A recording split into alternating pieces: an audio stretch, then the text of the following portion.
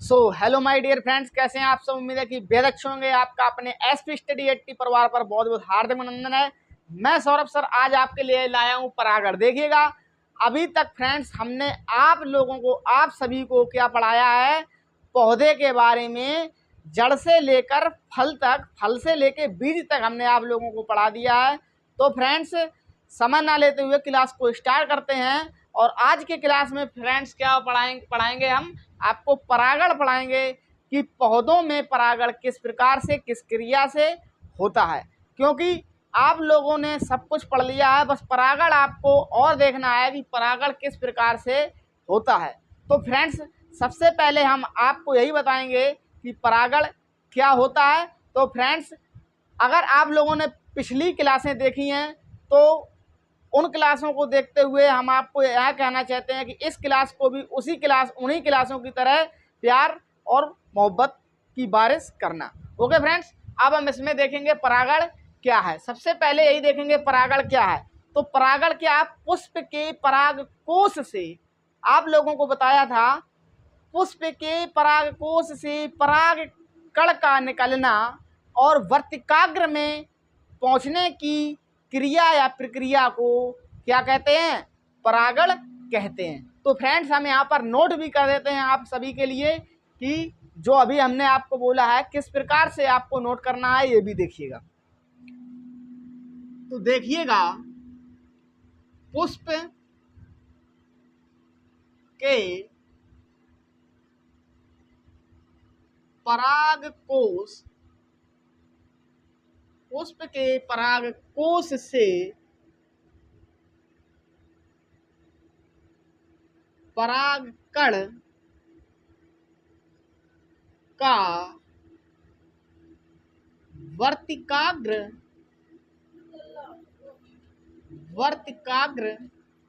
पुष्प के परागकोश से परागकण का वर्तिकाग्र पर स्थानांतरित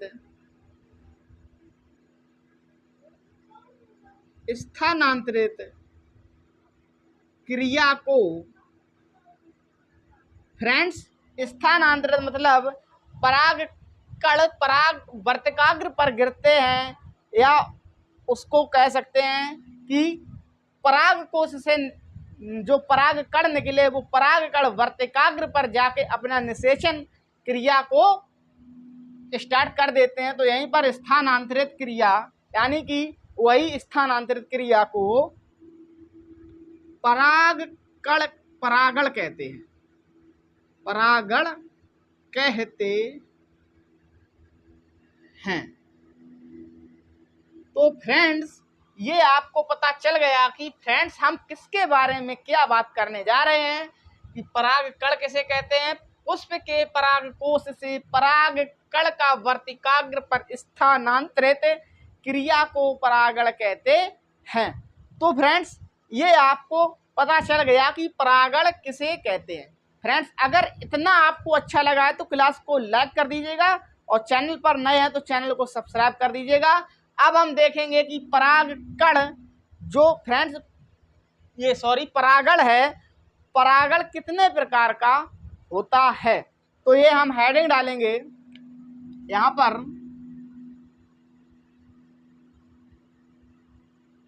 परागण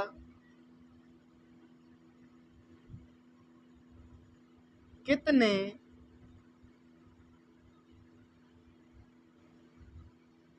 प्रकार का होता है। फ्रेंड्स, परागण कितने प्रकार का होता है। तो फ्रेंड्स, हम आपको बता दें कि सबसे पहला जो परागण होता है वह स्व परागण होता है, और दूसरा जो परागण होता है वो पर परागण होता है। पहला और दूसरा यहाँ पर हम लिखेंगे फ्रेंड्स, स्व परागण और यहाँ लिखेंगे पर परागण। अब स्वपरागण क्या होता है, स्वपरागण किस प्रकार से क्रिया करता है परागण की। ओके फ्रेंड्स, और पर परागण जो कि है ये अपनी क्रिया किस प्रकार से पेड़ पौधों पर करता है। तो इसको जानने से पहले हम आपको सबसे पहले बता दें कि जो पुष्प के परागकोश से परागकण का वर्तिकाग्र पर स्थानांतरित क्रिया को परागण कहते हैं। इसका एक थोड़ा सा छोटा सा चित्र बना दें ताकि आप लोगों को पता चले कि परागकण कितने प्रकार का होता है, स्वपरागण यानी किस क्रिया से क्यों होता है, ये भी आप जान सकें। तो आइए हम आपको यहाँ पर बता दें चित्र बनाकर एक, जैसे आपका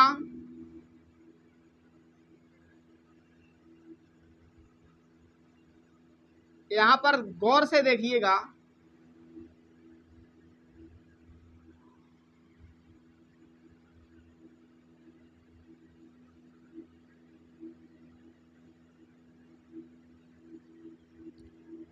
ये क्या है ये आपको जानना जरूरी है फ्रेंड्स, ये क्या है।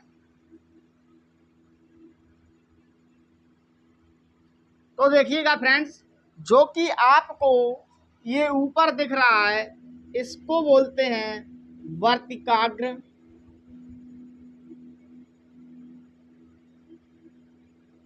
और फ्रेंड्स ये जो बीच में सकरी नली सी है इसको बोलते हैं वर्तिका। ओके फ्रेंड्स, अब जो आपको ये दिख रहा है लाल लाल गोल, इसको फ्रेंड्स बोलते हैं क्या, इसको बोलते हैं परागकोश। परागकोश। और फ्रेंड्स जो लाल लाल के भीतर जो आपको कण मिलेंगे, ब्लैक कलर के जो कि आपको कण मिलेंगे इस प्रकार से, इन कणों को फ्रेंड्स बोला जाता है परागकण। क्या फ्रेंड्स, परागकण। और जो कि ये पुष्प आपका होता है, ये पुष्प जिस पर लगा होता है, जहां से स्टार्ट होता है, इसको बोलते हैं फ्रेंड्स पुष्पासन। ओके फ्रेंड्स, और बस इतना ही जान लो। और इसको बोलते हैं, यहाँ पर कोई बीज आएगा, इसको बोलते हैं अंडाशय। और बहुत कुछ नॉलेज है इसमें, लेकिन इतना ही अभी तक जान लो क्योंकि आपको सिर्फ परागण पढ़ना है। ओके फ्रेंड्स, अब देखिए यहाँ क्या लिखा है, पुष्प के परागकोश से परागकण का वर्तिकाग्र पर स्थानांतरित क्रिया को परागण कहते हैं। जो ये फ्रेंड्स पुष्प है, इसका परागकोश कहाँ है, ये लाल है। और परागकोश से परागकण यानी परागकोश में जो परागकण होते हैं, ये लाल के अंदर जो परागकण आपको हैं दिख रहे, वो परागकण क्या वर्तिकाग्र पर, ये वर्तिकाग्र ऊपर है। जब ये परागकण वर्तिकाग्र पर जाएंगे तो ये क्या चपक जाएंगे, और वर्तिकाग्र से वर्तिका के द्वारा अंडाशय में पहुंचने पर क्या परागण कहते हैं। ओके, यहाँ अंडाशय में पहुंचने पर परागण नहीं कहते हैं, सिर्फ वर्तिकाग्र तक पहुंचने में ही परागण कहते हैं। अंडाशय में पहुंचने पर परागण नहीं कहते हैं, वर्तिकाग्र तक ही सीमित है। ओके फ्रेंड्स, ये वर्तिका में भी नहीं आएगा। अब देखिए हमने ये आपको क्यों यहाँ पर बताया कि इसके द्वारा क्या होता है और इसके द्वारा क्या होता है, क्योंकि आप लोग ये तो समझ गए हो कि ये परागकण वर्तिकाग्र पर जाकर के क्या करते हैं, समझ रहे हो बात को, कि परागण करते हैं। अब ये जानना बहुत जरूरी है कि स्वपरागण है और परपरागण है, ये किस प्रकार से परागकण वर्तिकाग्र पर पहुंच जाते हैं, कौन सी क्रिया से पहुंच जाते हैं। कहने का मतलब यही है, कौन सी क्रिया करके वहां तक पहुंच जाते हैं, जबकि परागकण नीचे होते हैं और वर्तिकाग्र ऊपर होता है फूल का। ठीक है, देख लेना आप, गुड़हल के फूल में देखना तो आपको साफ साफ नजर आएगा। ठीक है, गुड़हल के फूल में आपको साफ साफ नजर आएगा परागकण, परागकोश, वर्तिका, वर्तिकाग्र, अंडाशय, पुष्पासन, सब कुछ नजर आएगा आपको। जो गुड़हल की पत्तियां होती है उसको दलपुंज बोलते हैं, उसकी पत्तियों को दलपुंज नहीं, सारे पुष्प की पत्तियों को दलपुंज बोलते हैं। तो फ्रेंड्स देखिएगा परागकण कितने प्रकार का, परागकण 2 प्रकार का, स्वपरागण और परपरागण। अब यहाँ पर हम हेडिंग डालेंगे फ्रेंड्स क्या, कि स्वपरागण। ओके फ्रेंड्स, यहाँ हेडिंग डालेंगे स्वपरागण।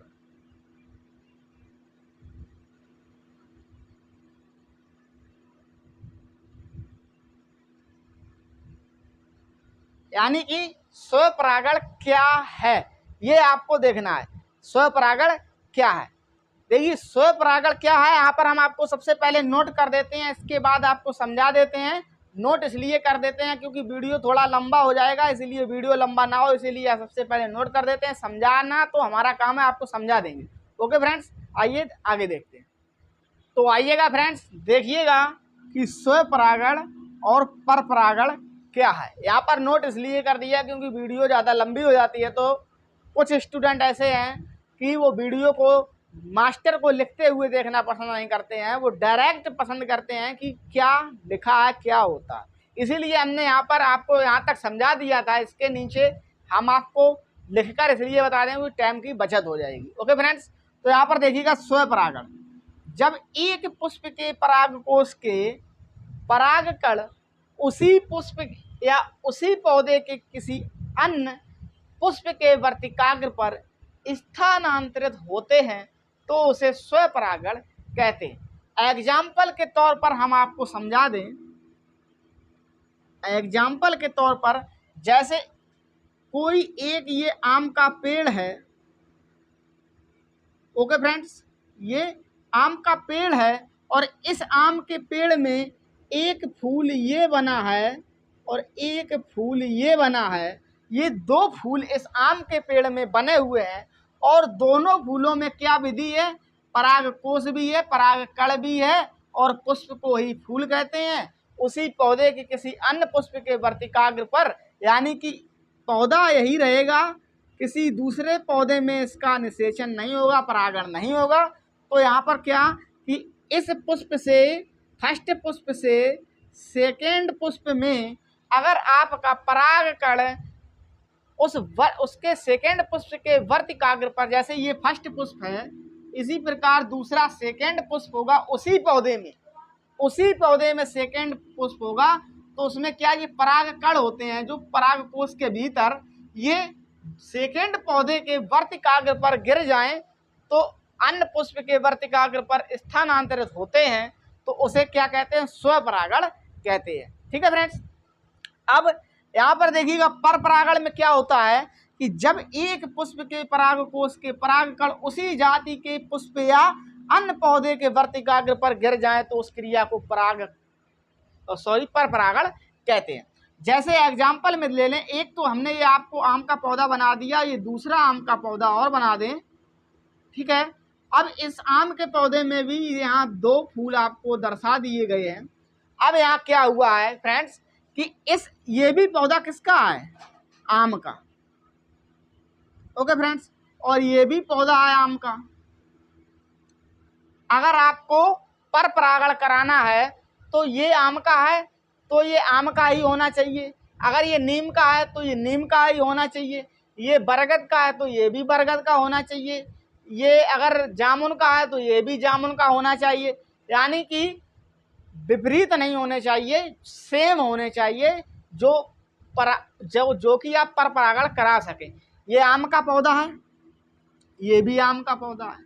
अब इसमें परपरागण किस प्रक्रिया से होगा, जैसे कि आपके परागकोश से परागकण निकले, परागकोश से परागकण निकले और ये क्या हुआ कि इस पेड़ से निकले और इस पेड़ पर पुष्प के वर्तिकाग्र पर, यानी इस पेड़ के पुष्प से निकले परागकण और दूसरे आम के पेड़ पर पुष्प के वर्तिकाग्र में चिपक जाएं परागकण, तो उसको कौन सी क्रिया कहते हैं, परपरागण कहते हैं। ओके फ्रेंड्स, यानी कि यहाँ पर अगर सेकेंड पुष्प से निकला, चाहे फर्स्ट पे गिरे या सेकेंड पुष्प पे ही गिरे, लेकिन दूसरे पेड़ पर गिरना परपरागण कहलाता है, दूसरे पेड़ के फूल के वर्तिकाग्र पर गिरना परपरागण कहलाता है फ्रेंड्स।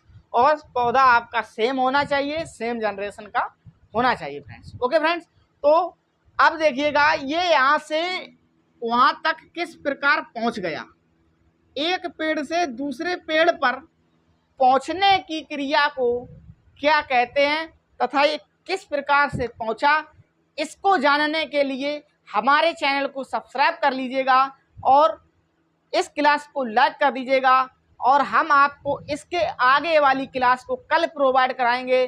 तब तक के लिए जय हिंद, जय भारत।